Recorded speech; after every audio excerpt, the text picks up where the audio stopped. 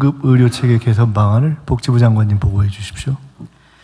네, 고위험 임산부 신생아 및 응급의료체계 개선 방안에 대해서 보고드리겠습니다.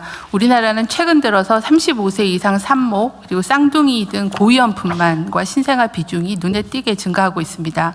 25년부터 중증 권역 지역 모자의료센터 체계를 구축하고 전원 전담팀 진료 협력 체계 시범 사업을 추진했지만 과중한 업무 강도 그리고 의료사고에 대한 법적 부담 등으로 전문 인력은 매우 부족하고 분만 기간 간의 연계, 이송 미비 등으로 인해서 현장에서는 미수용과 수용 지연 사례가 발생하고 있습니다. 국민의 생명을 살리는 정부를 구현하기 위해 향후 60일 이내에 이송 전원 체계를 즉각 정비하고 2027년 상반기까지는 모자의료 체계 재편과 의료사고에 대한 법적 부담을 완화하여 모성 사망비를 최저 수준으로 만들도록 하겠습니다. 우선 60일 이내에 기존 자원을 최대한 활용해서 지역 협력 체계를 강화하여 신속하게 진료를 받으실 수 있도록 하겠습니다. 첫째, 일반 분만병원과 권역 모자센터 간의 연계 협력을 강화해서 고위험 응급 분만 발생 시에는 해당 권역센터에서 수용하도록 하고 또 진료 협력 체계가 없는 충청권, 전북권, 제주권에는 올해 7월까지 조속하게 구축하겠습니다. 둘째, 119 출동 시 임신부가 다니던 분만병원으로 우선 이송하여 의사가 상태를 판단하도록 하고 해당 병원에서 진료가 어려울 경우에는 모자의료 전담팀과 119가 협력하여 권역 및 전국 단위로 이송병원을 신속하게 선정하겠습니다. 신속하고 안전한 이송을 위해 병원 간 전원에도 119 구급차를 지원하고 범부처 응급의료 헬기도 연계하겠습니다. 의사가 탑승하는 닥터 헬기를 우선 활용토록 하여 고위험 임산부와 신생아를 보다 더 안전하게 이송하도록 하겠습니다. 셋째, 국립중앙의료원 중앙모자의료센터 내에 전담 상황팀의 전원 전담팀의 상황 요원을 증원해서 동시에 여러 건을 처리할 수 있도록 하겠습니다. 6월부터는 모자의료 정보 시스템을 개통해서 기존의 전화 문의 방식을 시스템 동시 요청 방식으로 개선해서 병원 선정 시간을 단축하겠습니다. 모자의료센터에 대한 인력 규제도 완화하고 건강보험 지원도 확대합니다. 야간 휴일 등 의료 현장에 부족한 인력을 보완하기 위해 지역 내에 분만병원의 전문의를 활용한 시간제 근무 등 다양한 근무 형태를 도입하겠습니다. 임신 주수, 미숙아의 상태, 비수도권 여부 등에 따라서 모자의료센터에 추가로 건강보험 지원을 확대하겠습니다. 다음은 2027년 상반기까지의 추진 계획입니다. 먼저 현재 서울에만 2개소가 있는 중증 모자의료센터를 5국 중심의 비수도권으로 확대하겠습니다. 응급 상황 발생 시에 즉시 환자를 수용할 수 있도록 중증센터에는 신생아 중환자실 예비 병상을 확보하겠습니다. 현재 운영 중인 중증 권역 지역 모자의료센터를 진료 역량과 실적에 따라서 단계를 조정하여 실질적으로 기능할 수 있도록 체계를 정비하겠습니다. 또한 센터별 역할과 의무를 명확히 해서 역할 수행 여부에 따라 재지정하는 제도를 도입하겠습니다. 비수도권을 중심으로 지원을 강화하겠습니다. 비수도권 모자의료센터의 시니어 의사 채용을 지원하고 국립대병원의 상과 전임교원 증원도 추진하겠습니다. 건강보험을 통해 성과 기반 보상도 비수도권부터 단계적으로 도입하고 운영비도 확대해 나가겠습니다. 필수 의료 분야 의료진이 안심하고 진료할 수 있도록 의료사고 부담을 완화하겠습니다. 지난해 말부터 분만 등 필수 의료 전문의를 대상으로 의료 사고 시에 최대 17억까지 보장하는 고액 배상 보험의 보험료 지원을 해왔습니다. 오는 6월부터는 그 대상을 응급의료센터, 신생아 중환자실 전문의까지 확대하겠습니다. 또한 불가항력적인 분만 사고에 대한 국가 보상 대상을 산모 사망뿐만 아니라 산모의 중증 장애까지 확대하겠습니다. 지난 4월 개정된 의료분쟁 조정법 시행을 차질 없이 준비하여 분만, 응급 등 고위험 필수 의료 행위 의료 사고에 대해서는 수사나 형사 기소에 대한 부담을 경감하겠습니다. 법 시행 전이라도 개선된 수사 절차를 현장에 먼저 적용할 수 있도록 법무부, 경찰청과 긴밀히 협조하겠습니다. 마지막으로 응급의료 이송 체계입니다. 올해 호남권에서 실시 중인 이송체계 혁신 시범 사업의 4월까지의 실적을 살펴본 결과 하루 평균 체중증 환자의 사망자 수는 감소하고 권역 응급의료 센터가 중증 환자를 수용하는 건수를 증가하는 등 미수용 문제를 완화하는 데 효과가 있는 것으로 판단하고 있습니다. 전국적으로 지역별 이송 지침을 신속히 정비하고 이송 체계 혁신을 하겠습니다. 제도의 안정적 시행을 뒷받침하기 위해서 응급의료법 개정도 9월 내에 완료하겠습니다.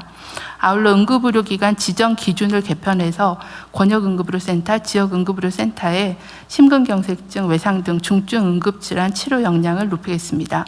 국민의 생명을 지키기 위해 대책을 차질 없이 준비하고 속도감 있게 시행하겠습니다. 관련 부처의 적극적인 협조를 부탁드리겠습니다. 이상으로 보고를 마치겠습니다. 응급의료법 개정을 해보겠다고 했는데 뭘 하려고 응급의료법을 개정해요? 좀 전반적인 개정인데요. 지금 시범 사업하고 있는 이송 전원 체계를 정비하는 내용이 주된 내용이고요. 그다음에 지역 응급의료센터의 지정 기준도 강화해서 명칭도 좀 변경하는 내용들이 전반적으로 들어있습니다. 알겠습니다.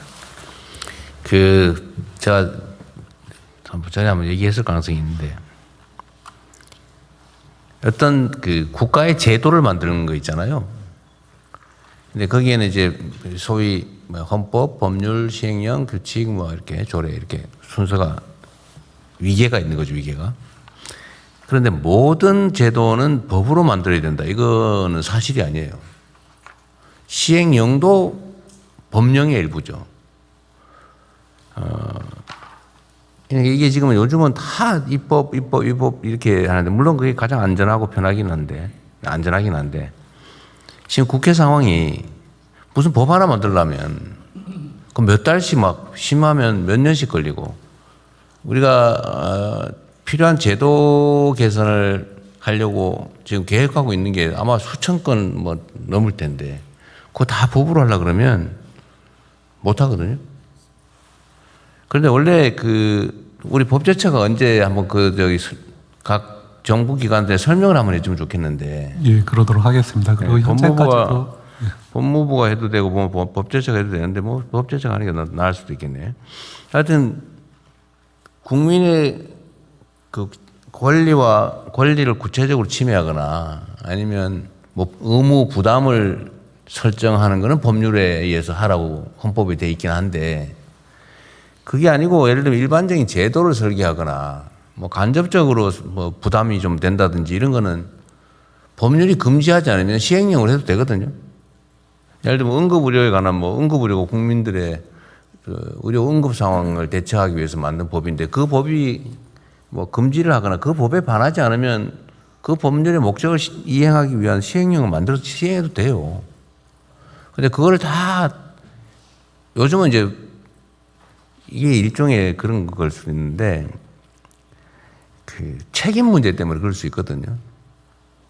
이제 공무원들이 법률과 상식에 또는 헌법과 상식에 부합하도록 업무를 하면 고의로 뭘 나쁜 짓을 하려고 하는 게 아니냐, 그게 다 면책되거나 그런데, 어느 순간부터 이거를 툭 하면 무슨 직권남용이니 뭘 어쩌고 그냥 감사에 수사에 처벌을 하고 문책하고 이러니까 다 안 하려고 그러는 거예요. 그게 전 정부 부처에 다 퍼져 있어요. 다 법으로 정하지 않으면 안 된다, 이런 강박관념이 생겨버린 거예요. 그래서 다 우리가 실제로는 시행령이나 규칙이나 지방자치단체들도 지방정부들도 조례로 해도 될 일을 다 그냥 법으로 미루고 법이 정해지지 않을 때까지 안 해버리고, 이러니까 사회 발전이 됩니까? 원래 사법 판단은 반드시 법의 근거가 있어야 되지만 행정은 법률이 금지하지 않으면 공익 목적을 이행하기 위해서 해도 되는 거예요. 그게 원래 행정의 일반 논리잖아요. 그걸 보장하기 위해서 시행령 제정 권한도 있는 거고. 그래서 좀 능동적으로 적극적으로 하면 좋겠다는 생각이 듭니다. 예, 너무 경색돼 있어요. 그리고 요즘이야 법무부나 경찰이나 검찰이 그런 걸 할 일은 없겠지만, 하여튼 그런 걸 제도적으로라도 보장을 해줘야 됩니다. 소위 이때까지는 적극 행정 안 한다고 적극 행정을 어떻게든지 하게 하려고 온갖 제도도 만들고 했는데, 어느 순간부터 전에 없던 일만 하면 툭 하면 뭔 죄 된다고 걸어가지고 수사하고 감사하고 그러니까 누가 하려고 그래요? 일 안 하는 게 능사죠. 일 안 하고 줄대고. 열심히 일해서 성과 낸 공직자들이 평가받아야 되는데, 열심히 하려고 그러면 꼭 무슨 감사하니 직권남용이라고 그러고, 일만 시키면 직권남용이래요 도대체. 이래가지고 뭔 일을 하겠어요. 어쨌든 우리라도 좀 벗어나기로 하고, 하여튼 내가 이거 뭐 복지부한테 뭐라 그러는 건 전혀 아닙니다. 평소에 내가 생각하던 건데, 하여튼 입법이 너무 많아요. 그 한번 법률 만들면 그렇게 어렵고 또 바꿀래 해도 그렇게 어려운데 그걸 다 법으로 해놓으면 어떡하자는 거예요. 그래서 꼭 법으로 해야 되는 게 아니면 가능한 범위 내에서는 좀 시행령이나 아니면 업무 지침이나 옛날엔 다 업무 지침으로 했어요. 요즘 법이 너무 많아서 그렇지만 옛날에 뭐 특별히 문제되지 않은 것 같으면 다 무슨 그냥 각 부처의 장관 지침이나 아니면 뭐 시행 지침이나 이런 걸로 했죠. 근데 그것도 좀 부담스러우면 아예 시행령이든 각부 규칙이든 이런 걸로 하세요. 너무 시간 많이 걸립니다. 이 역량 소모예요. 그리고 법전이 너무 두꺼워지고 있어요. 이제 다른 부처들도 다 마찬가지로 좀 신경 써주시기 바랍니다. 너무 느려서 그래요. 우리가 해야 될 일이 산더미 같은데 그 국회에 매달려가지고 일단 입법으로 방침을 정하면 국회가 할 때까지 아무것도 못하고 대기하잖아요. 국회에 지금 쌓여있는 법안이 저더니 몇 개인데 아마 우리가 기획하는 바대로 계획이나 변화를 만들어내려고 하고 또 그걸 지금까지 했던 방식으로 입법으로 다 처리하고 지금 현재 국회가 현재의 모습을 계속 유지 않으면 일 못합니다. 수없이 해야 될 일 얼마나 많은데 그거 언제 하겠어요. 각별히 유념해 주시기 바랍니다.